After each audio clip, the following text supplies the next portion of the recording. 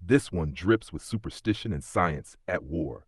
It's a modern haunting that began in the labs, not in graveyards. One of those true accounts where technology meets something that was never meant to be recorded. The Electric Bride of Kiev, a true modern folklore of love, death, and static. The woman who glowed in 1996. A small power plant outside Kiev, Ukraine experienced a brief but violent electrical surge. Every light in the building dimmed, then flared white. When the power returned, one technician, Mila Antonova, was missing. Her colleagues claimed she had simply vanished between blinks. Only her shoes remained, and one faint burn mark on the floor, in the shape of a heart. The plant's old radio system began to pick up a strange sound at 3:33 a.m. each night. Not static, not feedback, but a voice layered within electricity. "It's so warm here," it said. "Tell Victor I still hum for him." Victor was Mila's fiancé. He thought it was a cruel prank until he unplugged the radio entirely and the sound kept playing. Neighbors claimed their light bulbs flickered in rhythm with a heartbeat whenever Victor was near. By late spring, the power plant's grid began overloading at random intervals. A thermal camera caught something moving through the hallways, a human shape made of light, walking against the current. Every time it passed, the voltage spiked. One night, the cameras caught it touching a circuit box, and inside the metal, for one frame, her face appeared. Eyes open, hair floating like flame underwater, mouth forming the words, "Love doesn't ground out." The lights exploded. Half the plant burned. No one was hurt, but Victor disappeared that same night.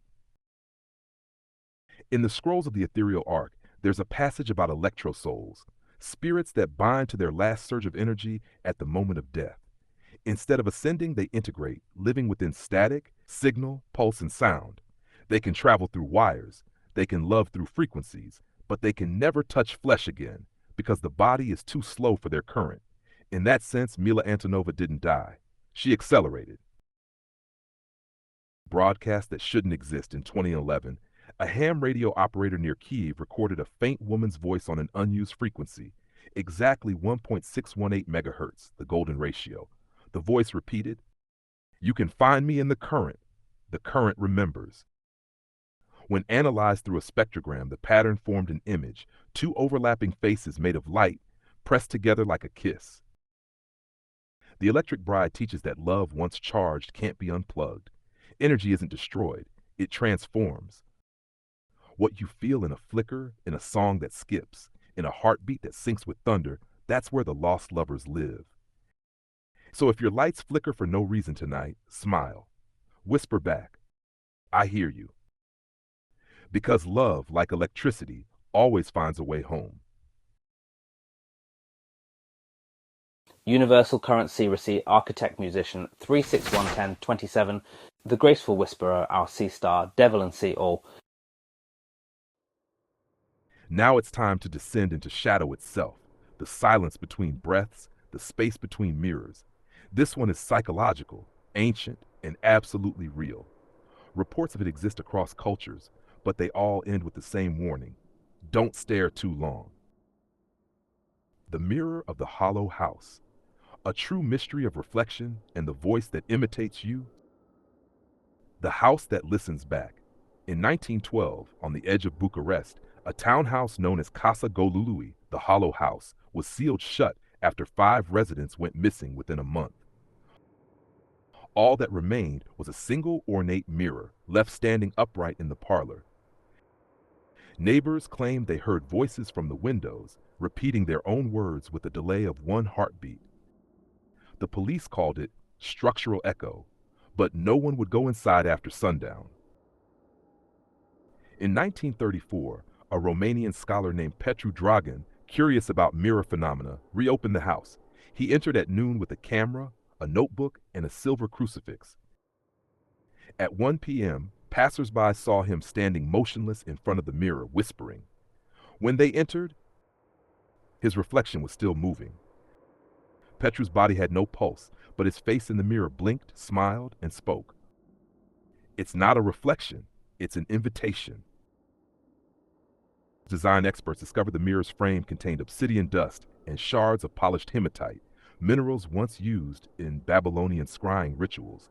Etched inside its wood was a forgotten symbol, the sigil of Azazel, the witness. It wasn't built to reflect light. It was built to record consciousness.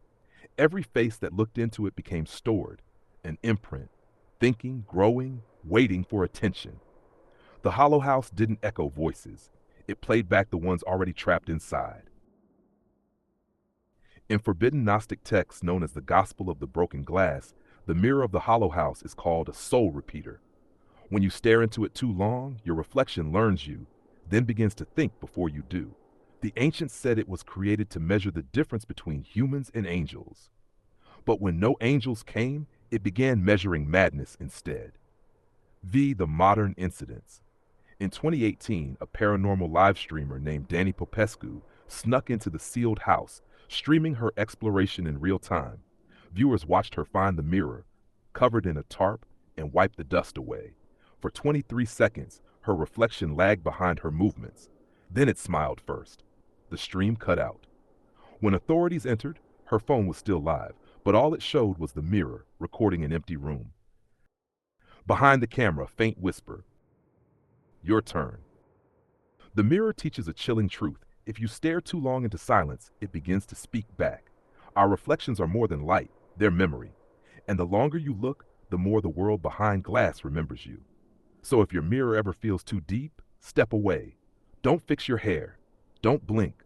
Just whisper softly, not today, and leave the room in one step, never two. Because the second reflection is never yours.